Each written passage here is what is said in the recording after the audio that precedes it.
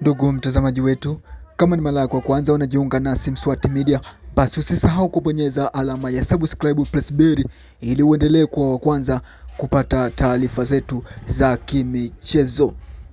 Basi ndugu mwanamichezo, leo timu ya taifa ya Tanzania, Taifa Stars, itakuwa inashuka dimbani kukabiliana na timu ya taifa ya Nigeria. Mchezo huo ambao timu ya taifa ya Tanzania itawakosa nyota wao kadhaa.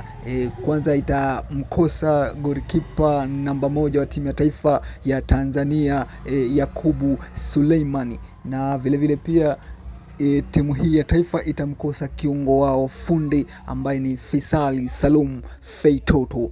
Sasa kupitia kurasa mbalimbali za Tanzania za wafuatiliaji wa michezo, wamekuwa na sitofahamu ya kwa nini golikipa huyo namba 1 kwamba hatokuwepo leo langoni.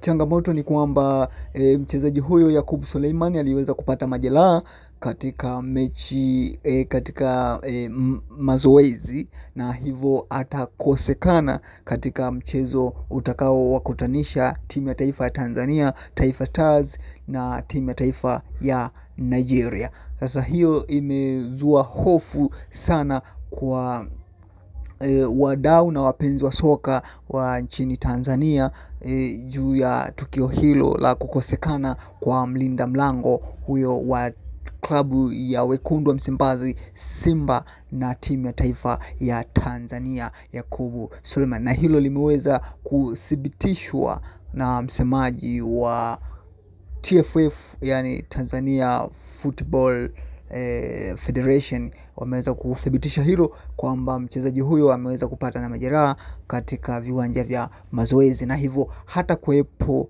katika mchezo wa leo ambao ni mtanange ambao ndo Taifa Stars litaka tutumie vizuri kuona kama tunaweza kuipeperusha vizuri bendera ya Tanzania, lakini tumepata pigo la kukosekana kwa mlinda mlango namba 1 wa klabu ya Simba Sport Club na timu ya taifa ya Tanzania, Yakubu Suleiman. Basi ndugu mtazamaji wetu, endelea kubaki nasi kwa taarifa zaidi. Usisahau kubonyeza alama ya subscribe ili uweze kujua mchezaji huyu Yakubu Suleiman atakuwa nje kwa muda gani, na je atakosa mechi ngapi katika michuano hii ya AFCON.